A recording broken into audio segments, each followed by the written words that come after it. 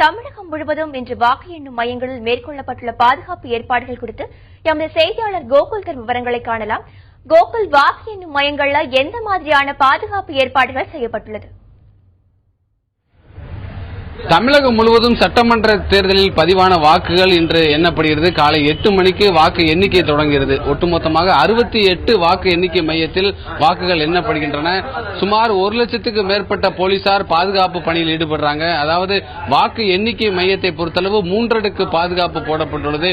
துணை ராணுவ படையினர் உட்பட தமிழக காவல்துறையினர் ஒட்டுமொத்தமாக காவல்துறையோட கட்டுப்பாட்டுக்குள் இருக்கக்கூடிய வாக்கு எண்ணிக்கை மையத்திற்குள் தற்பொழுது பாதுகாப்பாக இன்னும் சற்று நேரத்தில் வாக்கு எண்ணிக்கை தொடங்க உள்ளது. 3 அடுக்கு பாதுகாப்பு, குறிப்பாக துணை ராணுவ படையினர் மின்னணு வாக்குப்பதிவு இயந்திரங்கள் இருக்கக்கூடிய அறைக்கு துப்பாக்கி ஏந்திய ஒரு பாதுகாப்போடு இந்த வாக்கு எண்ணிக்கை தொடங்க உள்ளது. அதே போல வாக்கு எண்ணிக்கை மையத்திற்கு வரக்கூடிய ஒவ்வொரு நபர்களும் தீவிர கண்காணிப்புக்கு பின்பே உள்ள அனுமதிக்கப்பட உள்ளனர். வேட்பாளர்கள் மற்றும் வேட்பாளருடைய முகவர்கள் உரிய அடையாள அட்டையுடன் வர வேண்டும் என்று ஏற்கனவே தேர்தல் ஆணையத்தால் அறிவுறுத்தப்பட்டுள்ளது. அதன்படி தீவிர சோதனைக்கு பின்புதான் உள்ளே அனுமதிக்கப்படுகிறார்கள். 100 மீட்டருக்கு வெளியில மற்ற கட்சியுடைய நிர்வாகிகளா இருக்கட்டும், கட்சியோட தொண்டர்களா இருக்கட்டும் 100 மீட்டருக்கு வெளியிலே தடுத்து நிறுத்தப்படுகிறார்கள். அவர்களுக்கு தேவையான பாதுகாப்பு ஏற்பாடுகள் செய்வதற்காக ஒவ்வொரு வாக்கு எண்ணிக்கை மையத்திற்கும் சுமார் 1600 போலீஸ் பாதுகாப்பு போடப்பட்டுள்ளது. சென்னையை பொறுத்தளவு 3 வாக்கு எண்ணிக்கை மையத்தில் வாக்கு எண்ணிக்கை நடைபெற உள்ளது. அந்த வாக்கு எண்ணிக்கை மையம் முழுவதுமே காவல்துறையோட கட்டுப்பாட்டுகள் கொண்டு வரப்பட்டுள்ளது.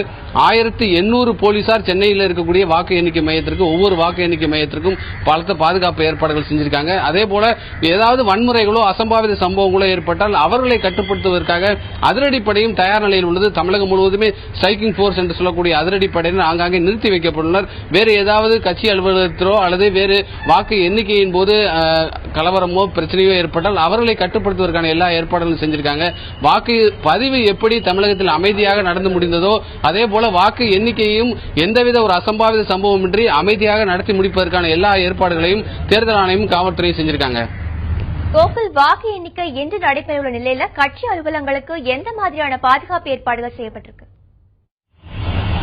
8 மணிக்கு வாக்கு எண்ணிக்கை தொடங்கவுடன் 9 மணி அளவில் முன்னணி நிலவரங்கள் தெரிய வரும். முன்னணி நிலவரங்கள் தெரிந்தவுடன் எந்தெந்த கட்சி முன்னணி பெறுகிறதோ அந்த கட்சி அலுவலகத்திற்கும் அவருடைய தலைவர்கள் இல்லத்திற்கும் தொண்டர்கள் குவிய தொடங்குவாங்க. அதன் அடிப்படையில் அதிமுக மற்றும் திமுகவுடைய கட்சி அலுவலகத்திற்கு தொண்டர்கள் குவிய தொடங்குவார்கள் என்பதால் காலை வாக்கு எண்ணிக்கை தொடங்கிய பின்பு கட்சி அலுவலகத்திற்கும் பாதுகாப்பு பணியில் போலீசார் ஈடுபட உள்ளனர். குறிப்பாக திமுக தலைவர் கருணாநிதி மற்றும் முதலமைச்சர் ஜெயலலிதா இல்லங்கள் இருக்கக்கூடிய இடத்திற்கும் அதேபோல கட்சி அலுவலகங்களுக்கும் தேவையான பாதுகாப்பு ஏற்பாடுகளை செய்வதற்காக காவல்துறை தயார் நிலையில் இருக்காங்க.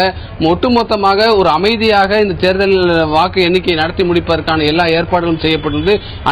நாம் தற்பொழுது அண்ணா அறிவாலயத்தில் இருக்கும். அண்ணா அறிவாலயத்தில் இருக்கக்கூடிய பாதுகாப்பு ஏற்பாடுகளை காவல்துறை சார்பாக இன்னும் ஒரு 8 மணிக்கு மேல் எந்தெந்த கட்சி அலுவலகத்தில் முன்னணி நிலவரங்கள் தெரியுதோ அங்கு கட்சியுடைய தொண்டர்கள் குவிய தொடங்குவாங்க. அந்த தொண்டர்களுடைய குவிய தொடங்குவதற்கான எண்ணிக்கையின் அடிப்படையில் அந்த அடிப்படையில் ஒவ்வொரு கட்சி அலுவலகத்திற்கு தேவையான போலீஸ் பாதுகாப்பு ஏற்பாடுகளை காவல்துறை செஞ்சிருக்காங்க.